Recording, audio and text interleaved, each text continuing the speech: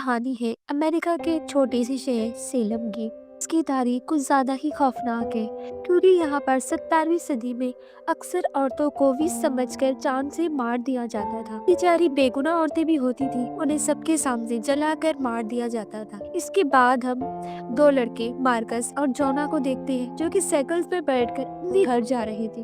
तभी जोना को जंगल से कोई आवाज सुनाई देती है। वो उसका पीछा करते हुए एक खंडर जैसे घर में जाके पहुंच जाता है, जहां उसे एक चाकू और एक डायरी दिखाई देती है। चाकू को हाथ में लेता है, लेकिन तभी उसका बड़ा भाई मार्कस वहां पर आ जाता है, जो कि इसे सारी चीजें छीन लेता है और उसे यहाँ से जाने को बोलता है। मार्कस को ये सारी चीजें देखकर लग रहा था जैसे ये किसी पागल का घर हो, तभी तो यहाँ पर उसने ये सारी चीजें रखी हुई है। और जब ये लोग घर पहुंचते हैं तो जोना को फिर से वही आवाज सुनाई देती है। इसने जब अपना बैग चेक किया तो वही चाकू इसके बैग में पड़ा होता है, तो इसे खंडर में मिला था।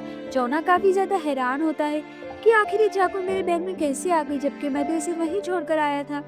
इसके चेहरे पर परेशानी देखकर अंकल पूछते हैं कि क्या हुआ, तुम्हारी बैग में क्या है, लेकिन जोना कुछ नहीं बताता। इसके बाद हम घर के अंदर देखते हैं, जहाँ इनकी बड़ी बहन मिली अपनी माँ के साथ बहस कर रही थी, क्योंकि उसे अपने दोस्तों के साथ पार्टी में जाना था। कि माँ एक वर्क वूमेन थी, इसीलिए वो अपने काम पर जा रही थी, और वो बिली से कहती है कि तुम्हें घर में रहकर ही अपने छोटे भाइयों का ख्याल रखना चाहिए। इसके बाद इनकी मॉम इन दोनों को वार्निंग देते हुए घर से बाहर चली जाती है। बाद इधर हम जोना को देखते हैं, जो कि अंदर बैठा उस चाकू को साफ कर रहा था, कि ऊपर लिखा था आई प्ले, यानी तुम मेरे साथ खेलोगे। और जैसे ही जोना ने इस लफ्ज को दोहराया, उसे माजी की अजीब डरावनी चीजें नजर आने लगी। हर तरफ औरतों की लाशें और घोस्ट, ऐसा लग रहा था जैसे वो 17वीं सदी में पहुंच गया हो। फिर वो औरतें भी इसे साफ नजर आने लगी, और उन्हें विष समझकर किस किस तरह से मारा गया वो सब देख पा रहा था। अभी कमरे में मार्कस आ गया, जो अपने भाई को कहता है कि मैं तुम्हारे साथ मूवी देखना चाहता हूँ। वो जोना को लेकर बाहर आ गया, जहाँ ये तीनों भाई बहन और बिली के दोस्त मूवी को देखने लगते हैं। लेकिन यहाँ पर जोना का बर्ताव अजीब हो रहा था। इसकी हालत देखने से साफ लग रहा था जैसे वो किसी के कंट्रोल में होता जा रहा है। और उसे वही आवाज सुनाई दे रही थी, जिसकी बात मानकर वो अजीब हरकतें कर रहा था। वहाँ पर बिली का दोस्त आ जाता है, जो कि इसे पार्टी में जाने के लिए आया था। बिली इसके साथ पार्टी में जाना चाहती थी, लेकिन अंकल इन दोनों को रोकते हुए कहते हैं कि तुम्हारी माँ का हुक्म था कि तुम दोनों घर से बाहर नहीं निकलेंगे। लेकिन तभी हम देखते हैं जोना को बार फिर से वो आवाज सुनाई देती है, जो कि उससे कह रही थी कि तुम सबके साथ मिलकर गेम खेलो। वो दरअसल एक आत्मा की आवाज थी, जो पूरी तरह से बिली जोना के ऊपर हावी हो गई थी, और वही आत्मा इन सबको अपने पास रुकवाकर गेम खेलना चाहती थी। इसीलिए जोना जोर से चिल्लाते हुए सबसे कहता है कि तुम सबको मेरे साथ एक गेम खेलना पड़ेगा। बिली और मार्कस अपने भाई का बदलता हुआ बर्ताव देखकर काफी हैरान हो गए। फिर वो अपने भाई को कहते हैं कि तुम कल के साथ गेम खेलो, हम तो पार्टी में जा रहे हैं। बात सुनकर जोना गुस्से से लाल हो जाता है, और वो कहने लगता है कि ठीक है, अगर तुम पार्टी में जाना चाहते हो तो जाओ, लेकिन इससे पहले तुम्हें मेरे साथ गेम खेलना लाजमी होगा। इसे गुस्से में देखकर बाकी सब वहीं बैठ जाते हैं, जिन्हें वो गेम के उसूल बताता है, और फिर वो सबको अपने साथ इधर आने को कहता है कि आई प्ले, यानी कि मैं खेलूंगा और इसे नहीं छोड़ूंगा। जब लोग ये कहते हैं तो इसके बाद जोना वही चाकू को निकालता है। मार्कस फौरन वो चाकू छीन लेता है, क्योंकि उसे कुछ गड़बड़ लग रही थी। कुछ देर के बाद बिली मार्कस को कहती है कि मैं अपने दोस्तों के साथ पार्टी में एंजॉय कर रही हूँ, तुम जोना का ख्याल रखना। इसके बाद बिली अपने दोस्तों के साथ पार्टी एंजॉय करने चले जाती है, लेकिन जोना के अंदर जो आत्मा थी वो बहुत गुस्से में आ जाती है, और वो चिल्लाकर मार्कस को कहती है कि इस चाकू पर जो लफ्ज लिखे हैं इसे तुम दोहराओ। और जैसे ही मार्कस इन लफ्जों को पढ़ता है, उसे भी जोना की तरह ही अजीब डरावनी सी चीजें नजर आने लगती है, जिससे वो इतना ज्यादा घबरा गया कि वहीं बेहोश हो जाता है। तो जब मार्कस को होश आता है तो उसका जोना उसके सामने बैठा होता है, जो कि अब बिल्कुल नॉर्मल लग रहा था। वो कहता है कि तुम बेहोश हो गए थे और मैंने तुम्हें अंकल की मदद से बिस्तर पर लाया। कुछ देर के बाद जब जोना अपने कमरे में सो रहा था, मार्कस आता है और चाकू को उठाकर वहां से जाने लगता है। जोना की आंख खुल जाती है और वो मार्कस का पीछा करने लगता है। वो देखता है कि मार्कस खुद को बाथरूम में बंद कर लेता है। वो शीशे के सामने खड़ा होता है। इसे एक बच्चे की आत्मा दिखाई देती है, जिसके माथे पर क्रॉस का निशान बना हुआ था। इसे देखकर मार्कस भी अपने माथे पर चाकू से क्रॉस का निशान बना लेता है, कि जो आत्मा पहले जोना को पजिस्ट कर रही थी, अब उसने मार्कस को अपने काबू में कर लिया है।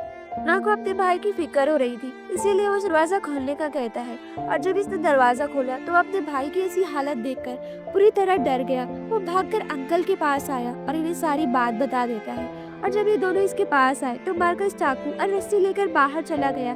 घर के बाहर वाले पेड़ पर मार्कस रस्सी को बांधता है और फंदा बना लेता है। फिर इसके अंदर की आत्मा अंकल को कहती है कि मैं तुम्हारे साथ हैकिंग नाम का एक गेम खेलना चाहता हूँ, और अंकल इसकी बात को टालकर इसके करीब जाने लगते हैं ताकि वो देख सके कि आखिर मार्कस को क्या हुआ, वो इस तरह का बर्ताव क्यों कर रहा है। इसके पास आते ही मार्कस के अंदर की आत्मा को गुस्सा आ गया और वो अंकल के गले में रस्सी डालकर इन्हें फंदे पर लटका देती है, जिसे और उनकी जान ले लेती है। इधर पार्टी में बिली अपने दोस्तों के साथ एंजॉय कर रही थी, लेकिन तभी उसका अपने बॉयफ्रेंड के साथ झगड़ा हो जाता है और वो रोते हुए पार्टी छोड़कर यहाँ से जाने लगती है। मार्कस भी पार्टी में पहुंच जाता है और एक लड़के की गर्दन पर चाकू रखकर कहता है कि तुम सबको मेरे साथ गेम खेलना होगा। जब इसकी बात को लोग इग्नोर कर देते हैं तो वो एक-एक को पकड़कर सबको मारने लगता है।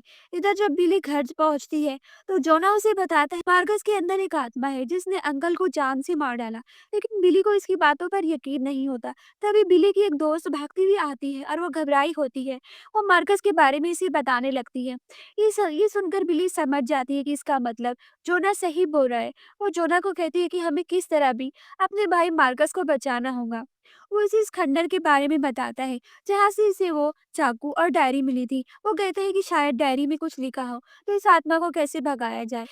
इधर वो तीनों खंडर में आकर डायरी को पढ़ने लगते हैं। यहाँ पर बिली को पता चलता है कि इस घर में पहले एक औरत रहा करती थी अपने बेटे के साथ, लेकिन गांव के लोग औरत को भी कहा करते थे और उसके बेटे को बहुत ज्यादा परेशान किया करते थे। बार तो गांव के लोगों ने उस औरत को जलाने की कोशिश की, इसीलिए उसका बेटा उसके साथ जंगल में आकर इस खंडर में रहने लगा। तक तो वो लोग अच्छी से रह रहे थे, लेकिन फिर कुछ लोगों को इनके बारे में पता चल गया और वो इन्हें यहाँ भी आकर परेशान करने लगे। वो लड़कों ने डैनियल के माथे पर चाकू से क्रॉस का निशान बना दिया। इसके कुछ दिनों के बाद उन लोगों ने डैनियल को फिर से फांसी से लटकाकर जान से मार दिया और उसकी लाश के सामने गेम खेलने लगे। अपनी बेटे की मौत की वजह से डैनियल की मॉम पूरी तरह से टूट गई। वो बहुत रोती रहती, उसकी जीने की उम्मीद पूरी तरह से खत्म हो गई। लेकिन फिर वो अचानक से एकदम से बदल गई। वो शैतान की पूजा करना शुरू कर दिया और अपने मरे हुए बेटे की हड्डियों से उसने एक चाकू बनाया ताकि वो अपने बेटे को शैतान के ज़रिए वापस पा सके। लेकिन उसने अपने बेटे को वापस हासिल तो कर लिया, लेकिन वो पूरी तरह से शैतानी रूप में उसको उसको मिला। सभी लोगों को जान से मार दिया और तब से ही इस चाकू के अंदर डैनियल की आत्मा कैद है, जो किसी भी इस चाकू को हाथ लगाता है, वो उसे अपने वश में कर लेती है और गेम खेलने का कहती है। और अगर गेम में वो हार जाए तो वो मारा जाता है, और अगर डैनियल को हरा दे तो वो जीत जाएगा। इसके बाद बिली जोना से कहती है कि हम डैनियल के साथ टॉर्च वाला गेम खेलेंगे, क्योंकि इसके अंदर जोना अच्छा होता है। अब वो लोग घर पहुंचते हैं और वो मार्कस को कहते हैं कि मैं तुम्हारे साथ टॉर्च वाला गेम खेलना चाहता हूँ, जिसके लिए वो मान जाता है। फिर जब गेम स्टार्ट होता है ना अपनी टॉर्च लेकर मार्कस को ढूंढने लगता है और घर की सारी लाइट्स को ऑफ कर देता है। इसके बाद जब जोना को मार्कस दिखता है, वो पर जैसे ही टॉर्च लगाता है तो मार्कस का पैर जलने लगता है। अपने भाई को तकलीफ में देखकर जोना टॉर्च को हटा देता है और मौके का फायदा उठाकर मार्कस के अंदर जो डैनियल की आत्मा होती है वो वहां से गायब हो जाती है। इसके बाद ये तीनों मिलकर मार्कस को ढूंढने लगते हैं। तभी इन्हें छत से टपकता हुआ खून दिखाई देता है। ये खून किसी और का नहीं बल्कि मार्कस का ही होता है। वो छत के ऊपर बैठा होता है। ये तीनों मिलकर एक साथ मार्कस के ऊपर टॉर्च लगाने लगते हैं, वजह से वो जलने लगता है। यहाँ बिली अपने भाई को तकलीफ में देखकर टॉर्च को हटा देती है। इसी बीच मार्कस भी जख्मी होकर नीचे गिर जाता है। इसके बाद जब बिली की दोस्त ये चेक करने के लिए मार्कस के पास बढ़ती है कि वो जिंदा है या नहीं, तो मार्कस मौके का फायदा उठाते हुए टॉर्च उठाकर इसके ऊपर दिखाने लगता है, जिसकी वजह से वो जलने लगती है। तभी बिली एक चाकू उठाकर मार्कस के पेट में स्टैब कर देती है, जिसकी वजह से मार्कस उसकी दोस्त को छोड़ देता है। फिर ये तीनों मिलकर घर में एक जगह आकर छुप जाते हैं। वहाँ पर जोना उन्हें बताता है कि उस चाकू के अंदर ही डैनियल की आत्मा कैद है, यानी कि उस चाकू को ही खत्म करना होगा, जिसकी वजह से डैनियल की आत्मा यहाँ से जाए। तभी वहाँ पर मार्कस भी आ जाता है और जोना को अपनी शक्ति से हवा में उड़ाने लगता है। ये देखकर बिली को बहुत ज़्यादा गुस्सा आता है और वो उस चाकू पर लिखे हुए शराब को पूरा पढ़ने लगती है। ऐसा करते ही मार्कस के अंदर से डैनियल की आत्मा निकल जाती है। इसके बाद बिली बेहोश होकर नीचे गिर जाती है और तब उसकी आँख खुलती है तो वो अपने आप को आत्माओं की दुनिया में पाती है। यानी कि अब उस आत्मा ने बिली को अपने वश में कर लिया था। बिली अपने चारों ओर 17वीं सदी की औरतों की लाशों को देखती है और यहाँ आत्माओं की दुनिया में बिली डैनियल की आत्मा के साथ मुकाबला करती है और वो उसे हरा भी देती है। फिर इसके बाद जब बिली को होश आता है तो वो उन्हें बताती है कि उसने डैनियल की आत्मा को ख़त्म कर दिया। लेकिन इसके बाद बिली अपने हाथों पर लगा हुआ खून देखती है जो कि अभी-अभी उसके हाथ पर लगा था और फिर दीवार पर सने खून से 2 हाथ देखती है। ये देखकर बिली समझ जाती है कि आत्माओं की दुनिया से सिर्फ वो वापस नहीं आई बल्कि उसके साथ डैनियल भी वापस आ चुका है। अब डैनियल की हाथों और पैरों के निशान घर में जगह-जगह पड़ने लगते हैं। ये देखकर ये चारों बहुत ज़्यादा डर जाते हैं और घर से बाहर भागने के बारे में सोचते हैं। लेकिन तभी डैनियल की आत्मा मार्कस और जोना को अलमारी में बंद कर देती है। मार्कस को बहुत ज़्यादा बुरा लग रहा था क्योंकि पोजीशन की हालत में इसके हाथों से न जाने कितने लोगों की मौतें हो गई। इस पर जोना उसे समझाता है कि भाई इसमें तुम्हारी कोई भी गलती नहीं। घर बाहर डैनियल की आत्मा बिली के ऊपर हमला कर रही थी लेकिन बिली फिर भी पूरी हिम्मत के साथ इसका मुकाबला कर रही थी। इसके बाद वो मदद के लिए अपने भाई मार्कस को बुलाती है। मार्कस किसी भी तरह अलमारी का दरवाज़ा खोलकर बाहर निकल जाता है। फिर ये दोनों मिलकर डैनियल की आत्मा से लड़ने लगते हैं। लेकिन डैनियल बहुत ज़्यादा ताकतवर था और ये दोनों उसका मुकाबला नहीं कर पा रहे थे। तभी जोना के दिमाग में एक आइडिया आता है और वो डैनियल की आत्मा से कहता है कि आओ तुम मेरे साथ गेम खेलो। और फिर डैनियल जैसे ही उसकी तरफ बढ़ने लगता है तो जोना वो चाकू को डैनियल के पेट में स्टैब कर देता है जिसकी वजह से डैनियल नीचे गिर जाता है और फिर राख बनकर यहाँ से उड़ जाता है। ये देखकर इन सभी को लगता है कि उन्होंने डैनियल की आत्मा को हमेशा के लिए ख़त्म कर दिया और ये लोग अगली सुबह का सीन देखते हैं जहाँ मार्कस अपने आप को पुलिस के हवाले कर रहा था क्योंकि पोजीशन की हालत में उसने बहुत ज़्यादा लोगों का मर्डर कर दिया था।